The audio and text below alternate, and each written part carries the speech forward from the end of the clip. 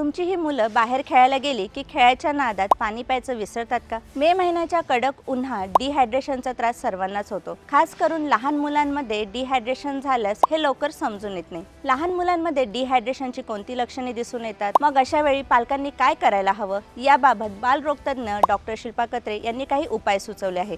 हे आपण पुढील एका मिनिटात समजून घेऊया. मुलांना डिहायड्रेशन झाल्यास त्यांची चिडचिड वाढते, तहान जास्त लागते, त्वचेचा टरगर कमी होतं, तसेच डोळे आणि जीभ कोरडी होणे यासारखी लक्षणे दिसून येतात. उन्हाळ्यात लहान मुलांना हायड्रेट ठेवण्यासाठी तुम्ही दर 4 ते 6 तासांनी ORS दिले पाहिजे.